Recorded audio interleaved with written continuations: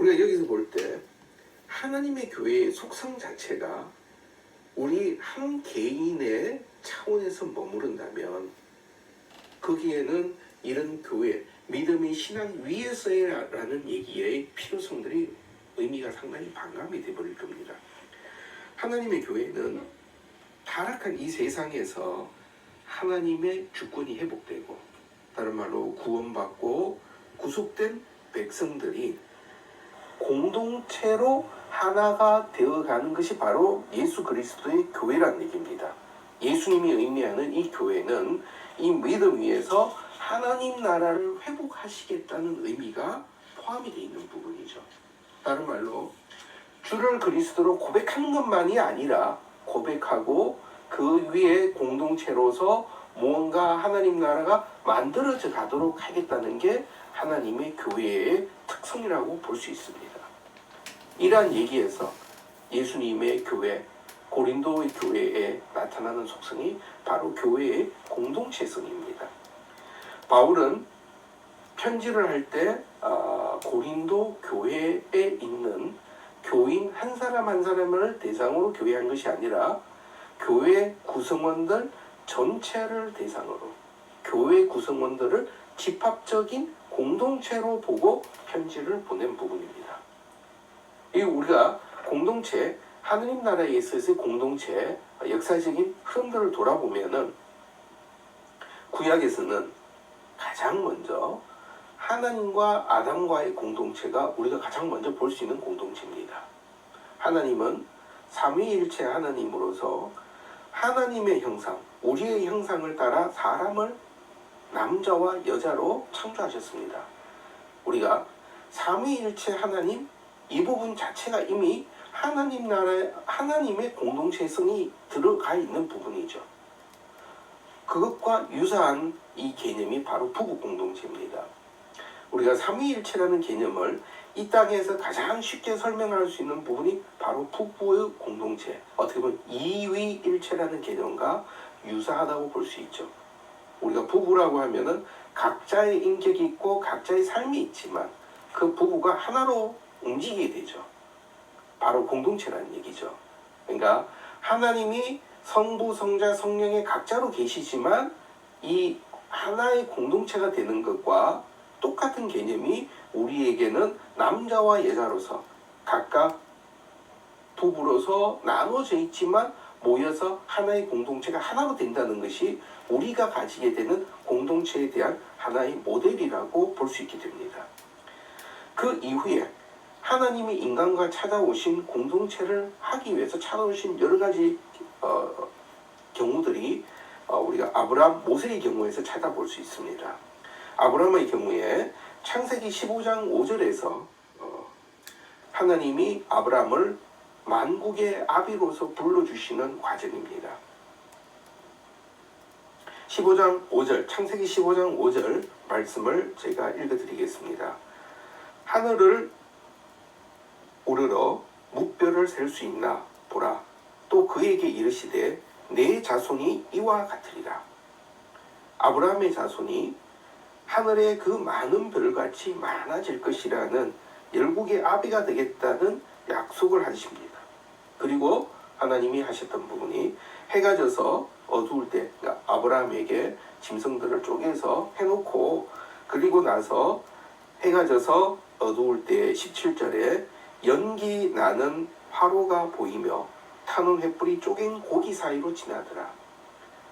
아브라함 시대에 그 지역에서는 언약을 약속하는 과정이 쪼갠 짐승 사이로 같이 지나가면서 이 약속을 지키지 않으면 이렇게 둘로 갈라낸 이 짐승같이 될 것이라는 의미로 쪼갠 짐승 사이로 지나가는 관습이었습니다. 그러한 모습으로 아브라함에게 이러한 언약들을 보여주신 거죠. 두 번째로 들어가 있는 그 다음에 모세에게 허락하신 약속, 이스라엘에게 하신 약속이죠. 이스라엘에게 하신 언약과 율법의 얘기는 첫 번째는 출애굽을 하면서 이스라엘 백성들에게 내가 너희들의 주가 되고 너희는 내 백성이 되리라는 약속을 하신 거죠. 내 백성이라고 하는 로드십을 인정하게 하는 그 약속들이 출애굽의 과정에서 모세에게 처음 주어졌습니다. 그리고 이스라엘 백성들에게 요구하시는 그 관계에 나온 것은 이스라엘 백성을 통하여서 여러 나라 이방에게 하나님 나라가 증거되기를 원했던 겁니다. 그래서 출애굽기 19장 6절 말씀을 보면은 너희가 내게 대하여 제사장 나라가 되며 거룩한 백성이 되리라. 이 말씀 때문에 유대인들은 선민으로서 생각하고 있죠. 특별히 택함받은 백성이다. 거룩한 백성이다. 이방과는 상종할 수 없다라는 그런 생각들을 가지게 된 거죠. 하나님이 하셨던 이 얘기는 이스라엘 백성들이 너희만 거룩한 백성이 되는 것이 아니라 너희가 내가 너희를 통하여서 내가 하나님이 됨을 이방에게 알리게 하시겠다 하셨던 부분이 이스라엘을 선민으로 부르신 부분입니다. 그런데 이스라엘 백성들은 이러한 다른 나라 이방 족속에게 하나님을 증거해야 될 증인으로서의 역할을 망각해버렸죠. 그래서 이방을 무시하고 멸시하고 때로는 이방과 소통해버리면서 하나님 나라가 이스라엘을 통해서 드러나지 않았었습니다.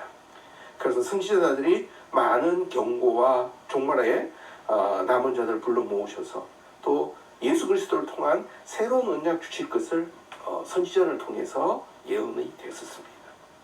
우리가 이스라엘 백성을 보면서 공동체가 하나님이 부르셨던 이스라엘 백성 공동체가 가졌던 가장 큰 문제점은 하나님이 이스라엘 공동체를 부르셔서 하나님과 이스라엘이 하나가 되어 가시고 이후에는 이 땅에서 이스라엘을 통해서 이 땅의 이방 나라들까지 하나의 공동체로 하나님 앞으로 불러서 하나님 나라가 하나님의 의의가 있음을 드러나게 하려고 했던 것이 이스라엘 공동체가 해야 되는데 이스라엘은 그 이방을 품고 안으로 거두어들이기보다는 이스라엘 자체가 특권의식을 가지고 선민의식을 가지고 이방을 구하려 하지도 않고 또 심지어는 이방에게 그런 하나님의 복음을 나라를 선포하는 것을 거부하기도 했죠. 싫어하기도 하고 그러한 것 자체가 바로 이스라엘의 가장 큰 공동체로서의 실수였던 겁니다.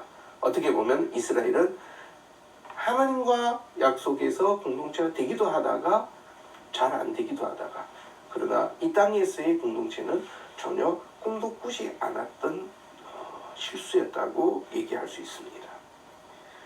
공동체는 하나님과 연합회라는 이 공동체적인 성격과 백성들 간의 공동체, 하나님 나라 백성들 간의 공동체라는 두 가지 속성 다 우리가 가져야 되는 부분이 될 수 있습니다.